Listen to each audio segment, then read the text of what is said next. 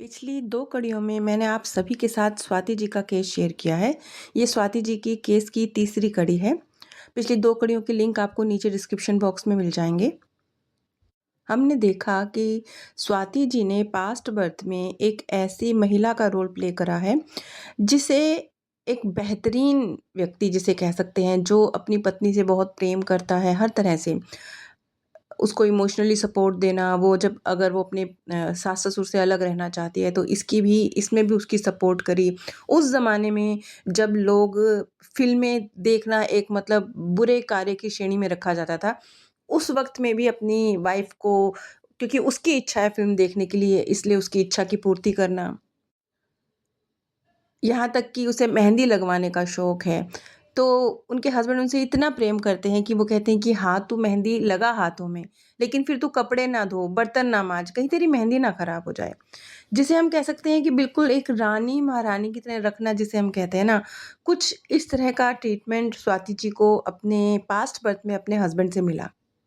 लेकिन इतना प्यार और इतना सम्मान, सब कुछ जो उन्हें उनके हस्बैंड से मिला, सोसाइटी के नियमों के विरुद्ध जाकर भी मिला। इसके बावजूद स्वाति जी ने, सिर्फ़ इसलिए क्योंकि उनके पति उन्हें समय नहीं दे पा रहे हैं, अपने हस्बैंड को उन्होंने चीट किया और उन्हीं के घर में एक नौकर के साथ उनके संबंध रहे। सिर्फ़ इतना ही नहीं, उन्होंने आर्थिक रूप से भी जो धन उनके पति इतनी मेहनत से वो सुबह से लेके रात तक कार्य करते हैं, उनके पास इतना समय भी नहीं होता कि वो अपनी पत्नी को समय दे सकें। इतने व्यस्त रहते हैं, इतनी अथक मेहनत से, क्योंकि आपको पता है कि आजकल फिर भी धन हम कमाते हैं तो थोड़ी मानसिक रूप से मेहनत करके या किसी अन्य तरीके से। लेकिन उस दौर में आज से अगर हम 70-80 साल पहले चले जाएँ, तो आपको धन कमाने के लिए बहुत ज़्यादा शारीरिक ऊर्जा की और समय की आवश्यकता होती थी। तो इतनी मेहनत के बाद जब एक व्यक्ति धन अर्जन कर रहा है और अपनी पत्नी पर इतना भरोसा करके उसे सब दे रहा है, और उनकी पत्नी ना सिर्फ़ चरित्रहीन है, बल्कि वो उसी धन को उसी अपने अपने प्रेमी पर खर्च करती है, जिसके लिए वो दिन-रात मेहनत करते हैं और जिसको कमाने के लिए ही वो अपनी पत्नी को समय नहीं दे पा रहे हैं। ख़ैर, ये उनका जो पास्ट कड़ियाँ मैंने शेयर करी हैं, उनमें जो इनका जो कर्म रहा वो निकल के आया।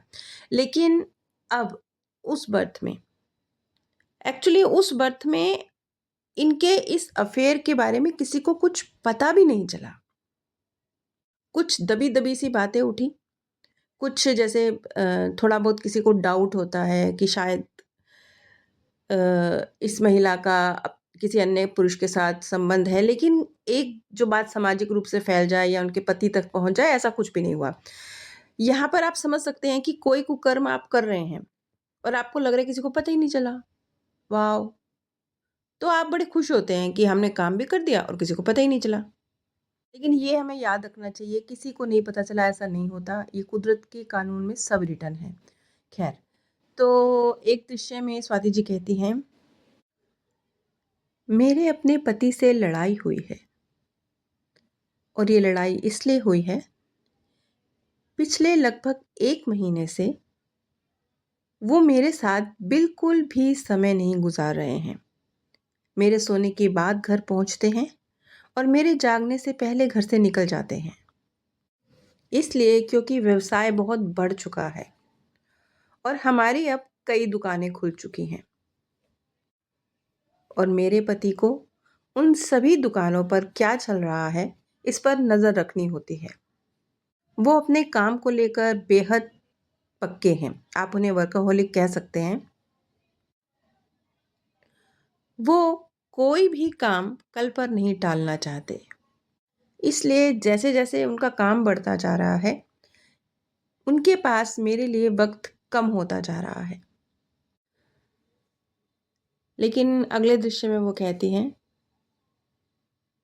अब मेरे पति कुछ समय मेरे लिए भी निकालते हैं, क्योंकि उन्होंने अपने काम की ज़िम्मेवारी अपने छोटे भाई को सौंप दी है।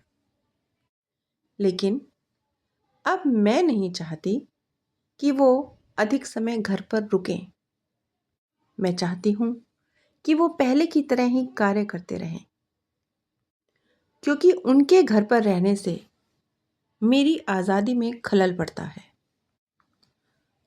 और मैं चाहकर भी अपने प्रेमी से नहीं मिल पाती हूँ और ये बात मुझे बहुत खलती है। अगले दृश्य में स्वाति जी जो अपनी मृत्यु की अवस्था पर पहुंच चुकी हैं, अपनी मृत्यु शैया पर हैं। उनकी मृत्यु एक सुहागन की तरह हुई, लगभग 64-65 वर्ष की आयु में। बहुत लंबा उनका जीवन नहीं था, वो मृत्यु को प्राप्त हो गई। मेरी देह छूट चुकी है। मैं अपने पति को अपने मृतक शरीर के सामने फफक फफक के रोते हुए देख रही हूँ। मैं देख रही हूँ कि उन्हें मेरे जाने से, इस दुनिया को छोड़ने से सबसे ज़्यादा तकलीफ हुई है। वो मुझे खोने के दर्द से भरे हुए हैं। मृत्यु हो जाने के बाद, अपनी देह के छूट जाने के बाद मुझे एहसास हो रहा है कि वो मुझसे कितना कितना प्रेम करते थे और उनके प्रेम में कितनी सत्यता थी। जैसे ही व्यक्ति का शरीर छूटता है, ये हमेशा हर चीज़ पर है। आपके जीवन में कोई भी प्रॉब्लम चल रही होती है ना, आपको वो बहुत बड़ी दिखाई देती है। लेकिन जब कोई और प्रॉब्लम आपकी लाइफ में आती है और आपको सामने कोई बड़ी प्रॉब्लम आती है, तो वो प्रॉब्लम आपको नगण्य लगने लगता है, ये प्रॉब्लम नहीं थी, ये क्या था? इसी तरीके से कोई इंसान आपकी ज़िंदगी में होता है, आप उसकी कदर नहीं करते, लेकिन जैसे ही वो आपकी ज़िंदगी से चला जाता है, आपको लगता है कि अरे! वो तो सबसे प्यारा इंसान था, वो कैसे मेरी ज़िंदगी से चला गया? मेरी ज़िंदगी तो खाली हो गई। ये इंसानी फितरत है कि जब जो चीज़ आसानी से मिल जाती है उसकी वैल्यू नहीं है। ये हमेशा हर जगह होता है। अगर कोई डॉक्टर आपको सस्ते में अच्छी दवाई दे रहा है और फ़ीस कम ले रहा है, तो आपके लिए उसका इलाज ही मायने नहीं रखेगा। आपको लगेगा अरे! वो सस्ते में इलाज कर रहा है, इसका मतलब वो बेकार डॉक्टर है। और अगर कोई डॉक्टर वही दवाई दे रहा है लेकिन वो महँगी फ़ीस लेता है, तो आपको लगेगा नहीं, ये ज़्यादा बुद्धिमान है क्योंकि ये महँगी फ़ीस ले रहा है। दवा उसने भी वही दी है, लेकिन वो दवा आपके इमोशंस पर, भावनाओं पर काम करती है और आपको लगने लगता है कि चूँकि महँगी है इसलिए अच्छी है। और ये चीज़ हमेशा हर जगह लागू होता है। क्यों? क्योंकि हम इंसान भावनाओं के थ्रू अपने जीवन के डिसीज़न लेते हैं। अब जब उनका शरीर छूटा तो पूरा जीवन वो जो कुछ भी करती रहीं अपने हस्बैंड के साथ, उन्हें चीट करा। उन्होंने एक प्यार करने वाले, इतना केयर करने वाले हस्बैंड जो दिन-रात मेहनत करता है तो वो भी अपनी पत्नी के लिए करता है। इतना सब करने वाले व्यक्ति को उन्होंने धोखा दिया। उस वक़्त तो उन्हें एहसास नहीं हुआ, लेकिन मृत्यु के बाद अब जाके उन्हें एहसास हो रहा है, शरीर छूट गया है। अब वो कह रही हैं कि मेरे पति तो मुझसे कितना प्रेम करते थे, अनंत प्रेम करते थे।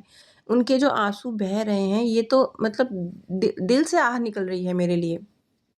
उन्हें एहसास तो हुआ कि उनके पति उनसे बहुत प्रेम करते हैं, लेकिन ये एहसास होते-होते वो मृत्यु तक पहुँच गई। मृत्यु के बाद जो कुछ उन्होंने महसूस किया वो उन्होंने बताया। यहाँ पर हमें भी ये चीज़ समझनी चाहिए कि कई बार चीज़ें समझ में तो आती हैं, वक़्त निकल जाता है। मतलब इतना भी वक़्त ना गुज़रने दीजिए कि किसी चीज़ का इतना वक़्त निकल गया कि वो चीज़ खुल के भी सामने आए तो वो वैल्यू रहित हो जाए। कुछ ऐसा ही स्वाति जी के साथ भी हुआ। आगे स्वाति जी बताती हैं, मेरे सामने मेरी नानी माँ बिल्कुल युवा रूप में उपस्थित हैं। मेरी नानी माँ और मेरा चेहरा बहुत मिलता-जुलता था। हम दोनों का व्यक्तित्व भी एक जैसा था। हमारी आदतें भी बहुत मिलती-जुलती थी। मेरी नानी माँ मेरे लिए नानी कम और माँ समान अधिक थी। अपनी माँ से भी अधिक मैं अपना पूरा जीवन अपनी नानी के साथ कनेक्टेड रही हूँ। अब क्योंकि स्वाति जी का जो एक भावनात्मक लगाव था वो माँ की तरह नानी के साथ था। माँ से भी कम, नानी से ज़्यादा। तो उनकी मृत्यु के बाद यहाँ पर उनके मार्गदर्शक भी उन्हें लेने नहीं आए, क्योंकि सबको मार्गदर्शक भी नहीं लेने आते। कई बार हमारे स्वर्गीय प्रियजन भी लेने आते हैं। यहाँ उनकी नानी जी उन्हें लेने आई हैं और वो नानी जी के प्रति इतना गहरा लगाव रखती हैं क्योंकि उनके लिए बहुत सरल है नानी जी के साथ चले जाना। नानी जी से प्रेम ही इतना है। और कई बार जो हमारे मार्गदर्शक होते हैं वो ही आते हैं, लेकिन वो उसी रूप में आते हैं जिस रूप से आप प्रेम करते हैं।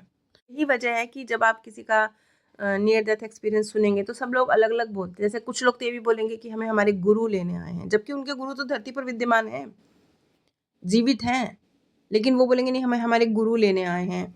कोई बोलेंगे हमें भगवान लेने आए हैं, कोई बोलेंगे हमें भोलेनाथ लेने आए हैं।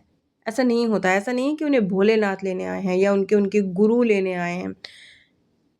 बहुत सारे केस में उनके मार्गदर्शक ही उन्हें लेने के लिए आए हैं, लेकिन वो गुरु के या भोले बाबा की फॉर्म में उन्हें लेने के लिए आए हैं, क्योंकि वो जो गहरा जुड़ाव है उनका उन्हीं के साथ है। तो यहाँ पर स्वाति जी का गहरा जुड़ाव अपनी नानी जी के साथ था, तो उनकी नानी जी उन्हें लेने आई हैं। मेरी नानी जी मुझे बहुत ही युवा और आकर्षक दिखाई दे रही हैं। मैंने तो कभी उन्हें इतना युवा देखा ही नहीं। मैं तो उनके बुजुर्ग चेहरे से ही वाकिफ हूँ, लेकिन आज जो रूप उनका मैं देख रही हूँ, मैंने वो पहले कभी नहीं देखा, लेकिन मैं जानती हूँ ये मेरी नानी है। स्वाभाविक है, उन्होंने अपनी नानी को कभी एक 19-20 वर्षीय युवती के रूप में तो कभी देखा नहीं, लेकिन फिर भी वो जानते हैं कि इस वक्त जो उन्हें लेने आई हैं वो उनकी नानी जी हैं। मैंने अपनी नानी का हाथ थामा हुआ है। मेरी नानी जैसे वो एक रोशनी की तरह हैं। वो जैसे उड़ती जा रही हैं और मेरा हाथ थामे जैसे मैं भी आकाश की ओर उड़ रही हूँ। मैं नीचे सब कुछ देख सकती हूँ, सब कुछ। मेरा घर, मेरे पति, मेरी दुकानें, मेरा खेत खलिहान, सब कुछ, वो सब पीछे छूटता जा रहा है। यहाँ पर आप महसूस करेंगे कि जब वो डिस्क्राइब कर रही हैं कि मैं देह मेरी छूट रही है, मैं आगे की ओर बढ़ रही हूँ, उनका जो सारा क्योंकि धरती से बहुत गहरा लगाव है, अपना मैं से बहुत गहरा लगाव है। उन्हें अभी जाते समय पर भी जो उनको बस दिख रहा है क्या कि मेरी दुकानें, मेरा घर, मेरा शरीर, मेरा पति, मेरा पैसा, मेरा बस वही छूटे जा रहा है मेरे से। स्वाति जी ने और भी बहुत कुछ देखा, लेकिन अब उन सबको साइड करते हुए मैं जो वो मुख्य उनका सवाल था कि उन्होंने ऐसा जीवन क्यों चूज़ कर लिया? इस तरह की ज़िंदगी जो समस्याएँ उनकी ज़िंदगी में आ रही हैं, वो कैसे आ रही हैं? क्यों आ रही हैं? क्या करना है? कहाँ से शुरुआत हुई? जो असली मुख्य बात थी, अब मैं सीधा उस पॉइंट पर आती हूँ। उन्होंने अपने आप को जो शरीर चुनाव का स्थान है, जहाँ बॉडी निर्धारित की जाती है, उस स्थान पर देखा। मैं सामने स्क्रीन पर जैसे एक फ़िल्म देख रही हूँ, लेकिन मैं जानती हूँ, ये मेरे भविष्य की पिक्चर है। जब हम अपने लिए शरीर का चुनाव करते हैं, तो जो भी शरीर हम चुनते हैं, उसके साथ जो भी मुश्किलें, चैलेंज जुड़े हुए हैं, जो भी उस शरीर में रहते हुए परिस्थितियाँ, जो कुछ कुछ किस्मत है, जो ऑलरेडी रिटन है, वो और कुछ जो चैलेंज आपके सामने आएँगे, जहाँ आप अपनी फ्री विल से कुछ करके दिखाएँगे, वो। तो वो सारी चीज़ें आपके सामने क्लियर होती हैं। तो इनके सामने भी 4 शरीर प्रस्तुत किए गए थे और उन चारों शरीर के जो चैलेंज थे वो बिल्कुल अलग-अलग थे। वो जिस भी शरीर का चुनाव अपने लिए करती उनके सामने कुछ अलग ही रोल निकल कर आते। तो उन्होंने जो अपने लिए 4 शरीर देखे, एक शरीर में वो अपने आप को एक लेस्बियन महिला के रूप में देख रही थी। वो उस शरीर का चुनाव उन्होंने नहीं करा, अगर वो करती तो कुछ और ही चीज़ें निकल के आती। एक दूसरा शरीर उन्होंने देखा जिसमें वो एक अफ्रीकन युवक के रूप में थी, जिसने जो गरीबी में जूझ रहा है, लेकिन उस रोल को भी उन्होंने अपने लिए नहीं चुना। एक तीसरा शरीर उनके सामने एक अनाथ बच्चे की तरह था, जिसमें वो बिल्कुल जन्म के साथ ही एक अनाथ बच्चे की तरह उनका पालन-पोषण होता, लेकिन वो शरीर भी उन्होंने अपने लिए चूज़ नहीं करा।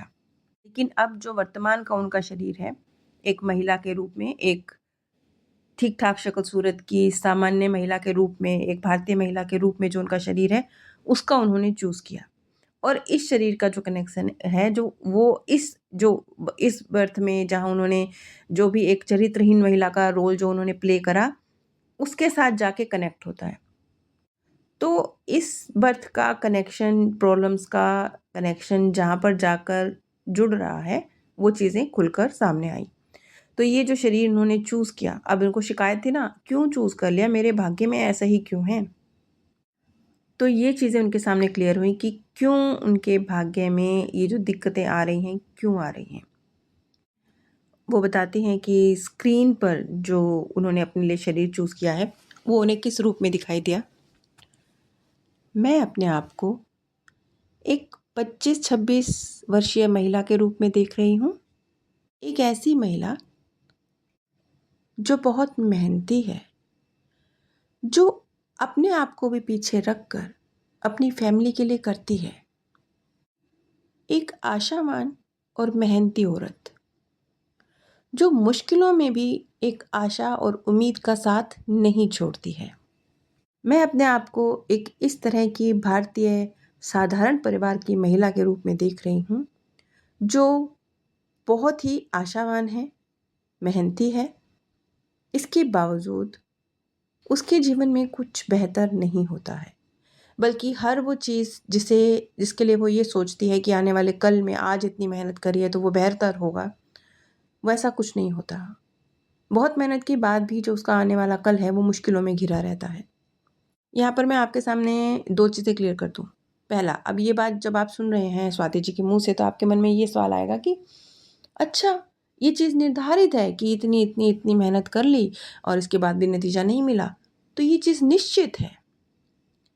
नहीं, इस चीज़ को क्लियर कर लीजिए अपने माइंड में, क्योंकि अगर ये चीज़ क्लियर नहीं होगी ना, तो आप अपने कर्म की शक्ति को भूल जाएँगे। आप एक रोबोट की तरह हैं कि मेरे हाथ में तो कुछ नहीं है, पता नहीं मैं क्यों ही आ गया हूँ, एक यूज़लेस क्रिएशन हूँ मैं भगवान की, इस तरह की फीलिंग में भर जाएँगे, जो कि मैं नहीं चाहती आपके साथ हो। इसलिए मैं आपको ये चीज़ क्लियर करना चाहती हूँ कि जैसे स्वाति जी ने अपने आपको स्क्रीन पर देखा और देखा कि किस तरह की महिला और किस तरह के चैलेंज, वो अभी आगे मैं आपको डिटेल में बताऊँगी। तो वो जो कुछ भी अब मैं डिस्क्राइब करने जा रही हूँ कि स्वाति जी ने जो स्क्रीन पे देखा वो क्या-क्या था, वो मैं आपको अभी डिस्क्राइब करूँगी।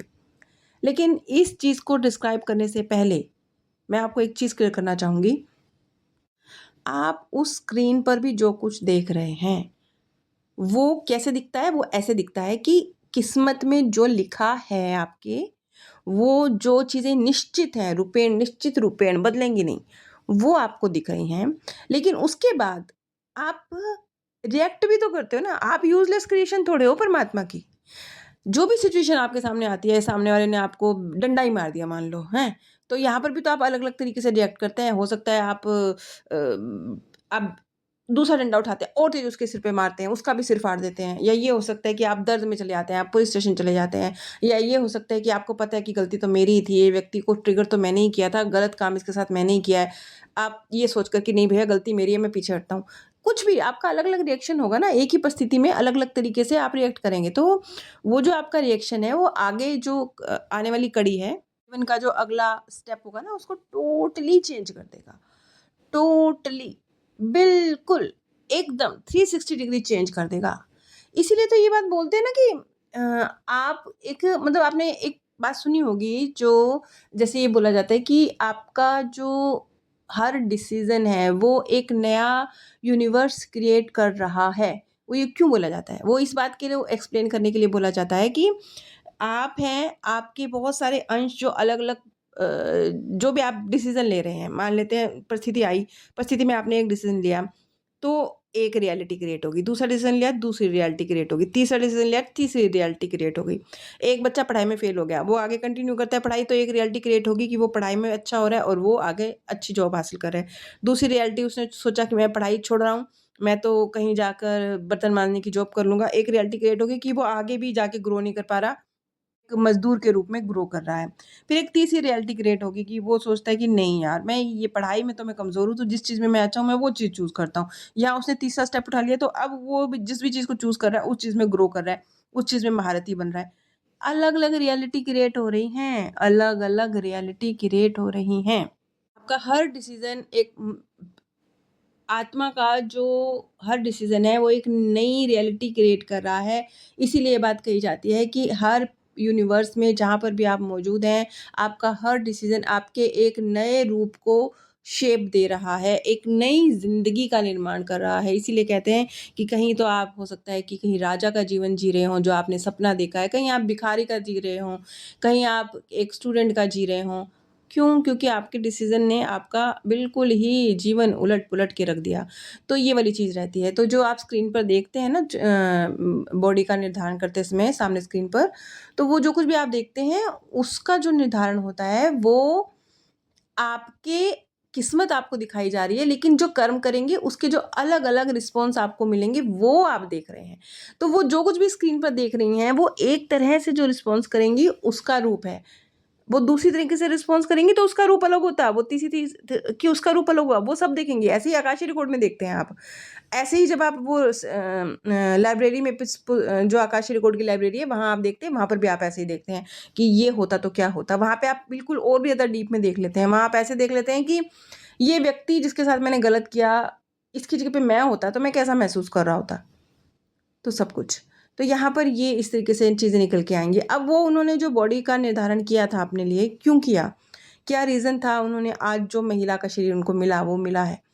तो इसके बारे में जो बॉडी निर्धारण का स्थान था, वहाँ पर कैसे क्या-क्या देखकर उन्होंने खुद चूज़ किया है, सब पता होते हुए। तो वो उन्होंने कैसे चूज़ किया, क्यों चूज़ किया, चूज़ करने का क्या बेनिफिट रहा, कौन से कर्म का क्या रिज़ल्ट रहा, उसको हम अगली कड़ी में समझेंगे। अगर आपको स्वाति जी का ये जो केस स्टडी है, ये पसंद आ रही है, तो प्लीज़ नीचे कमेंट के माध्यम से मुझे बताइए और अगर कुछ कमियाँ हैं, तो भी मुझे बताइए। कुछ सवाल हैं तो भी मुझे बताइए। अगर आपके अपने जीवन से जुड़े हुए कुछ सवाल हैं, आप समझना चाह रहे हैं कि जीवन में जो कुछ हुआ क्यों हो गया? क्या करें? कब ये चीज़ ख़त्म होगी? किस तरह से ख़त्म होगी? इसका रास्ता क्या निकल के आएगा? मेरे कौन से कर्मा थे जो ये चीज़ मेरी ज़िंदगी में ऐसे निकल कर आ गई और अब सुधार होगा तो कैसे होगा? आप इन सब चीज़ों को अगर समझना चाहते हैं तो आप स्क्रीन पर दिए गए व्हाट्सएप नंबर पर संपर्क कर सकते हैं। आप सभी पर परमात्म सौंदर्य, प्रेम और आनंद सदैव बरसता रहे। आप सभी दिव्य परम धाम में स्थान प्राप्त करें। पिछली 2 कड़ी